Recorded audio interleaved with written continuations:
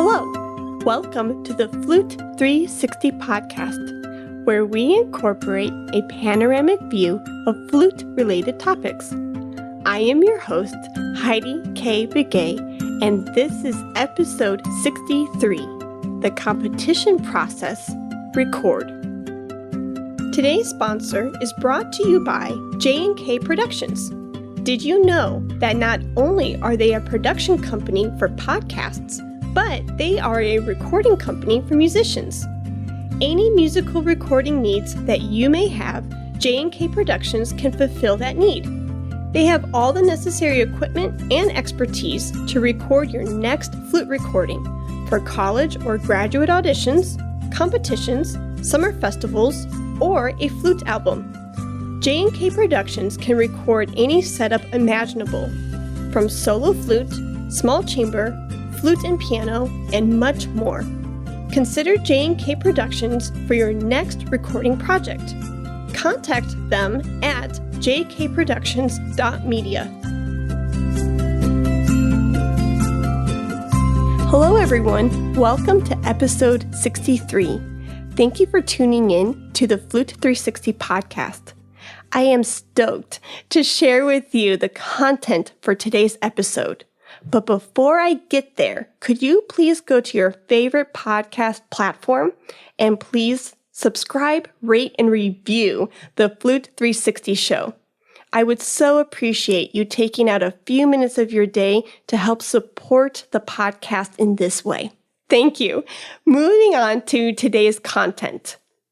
We are talking about recording, and specifically recording for your competition that is coming up. You have now organized your dates. You have organized the repertoire. That was the topic in episode 61. In episode 62, we talked about preparing for the competition, preparing the mind, body, and spirit for this process, for this journey. And you've prepared the repertoire. So now, episode 63, we get to talk about recording that repertoire. You have a few options.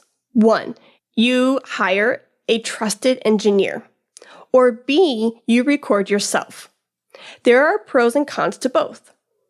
Let's dive into the first option, hiring a professional recording engineer. Obviously, because they are a professional and they have some history and hopefully some clientele that can really back up their talents and expertise, you can hire them with some peace of mind. I would go to your local church or school and see if they have an on-staff engineer ready to hire. Or you can easily Google it too and see what is available in your town or city. When you ask this engineer if they are comfortable with recording, make sure that you specifically tell them you are a flutist.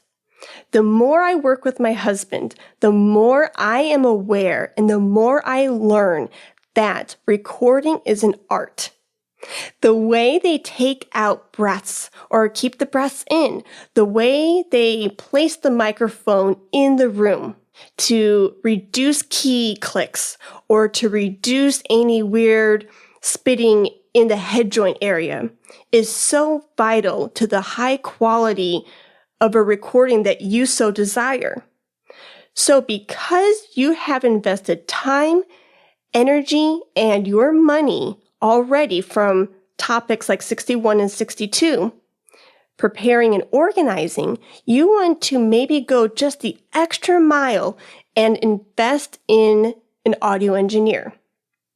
Now, it's a little bit more pricey than recording yourself, but you could have a peace of mind that a professional is behind the computer, behind the soundboard, and working the equipment to fit your needs. So, with all of that being said, you want to go through a consultation with that engineer. Don't just hire any Joe Schmo or Jane Doe off the street. Really sit down and ask them very necessary questions in order to get the job done right. Say you cannot afford an engineer. It's going to be okay. You can do a lot with the resources you already have. First and foremost, I would advise you to go back to Flute 360's episode 19, where I talk with Eric J. Begay, who's been an audio and video engineer for the last 10, 15 years, and he gives you tips on microphone placements and equipment needs. So I would highly, highly recommend you check out that episode. Okay, so if your budget is tight and you cannot hire a professional, if you plan accordingly, you can get a pretty decent microphone for as little as $100. I would recommend that you check out the Zoom microphone and see what that does for you.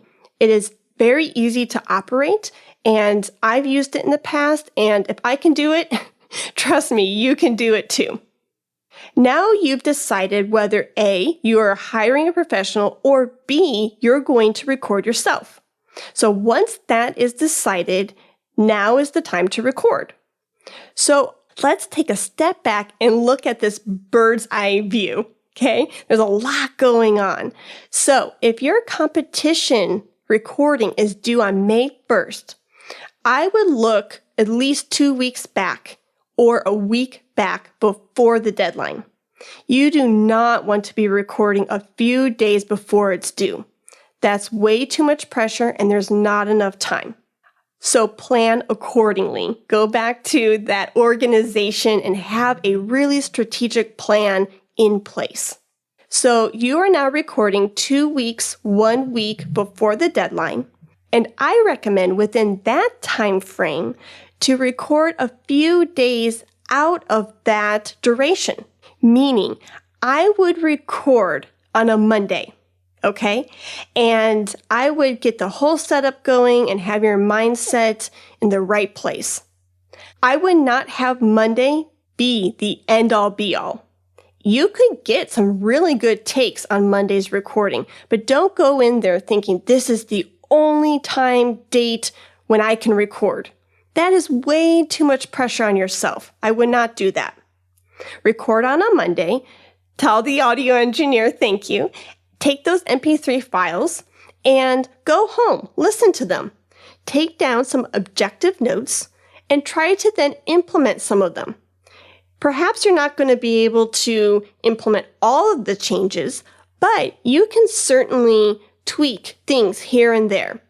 So for example, if the ends of your phrases are going a little flat, work on that for a couple of days and see if you can pick up that pitch. You get the idea. So now that you've implemented some of these changes, go ahead and record on a Thursday or on the weekend. Try again. See if you can hear those changes that you've implemented earlier in these new recordings. If so, great. If not, it's not the end of the world. But I just want to give you this buffer zone. I don't want you going into one recording session and just thinking, oh my goodness, I have got to get it right.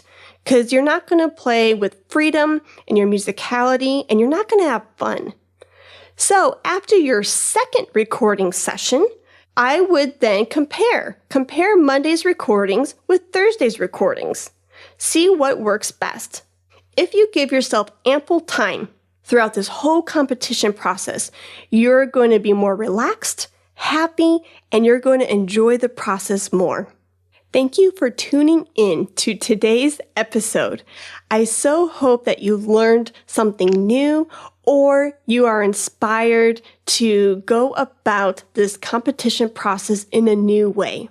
If you ever need some advice or guidance along the way, feel free to shoot me an email at heidikbegay@gmail.com or my husband, who is an audio engineer. I know I'm biased. I know I'm married to the guy, but he is so nice. He is extremely professional, and he's an expert in the field. So if you want to pick an audio engineer's brain, feel free to email him at ericjbegay@gmail.com. That's ericjbegay@gmail.com. Thank you so much. Talk to you soon. Today's sponsor is brought to you by J&K Productions. Did you know that not only are they a production company for podcasts, but they are a recording company for musicians? Any musical recording needs that you may have, J&K Productions can fulfill that need. They have all the necessary equipment and expertise to record your next flute recording for college or graduate auditions, competitions, summer festivals, or a flute album. J&K Productions can record any setup imaginable, from solo flute, small chamber, flute and piano, and much more. Consider J&K Productions for your next recording project. Contact them at jkproductions.media. Thank you for listening to the Flute 360 podcast. For more information, please visit HeidiKBegay.com. And if you enjoyed today's episode, please rate and review in the iTunes store. Let's talk about flute.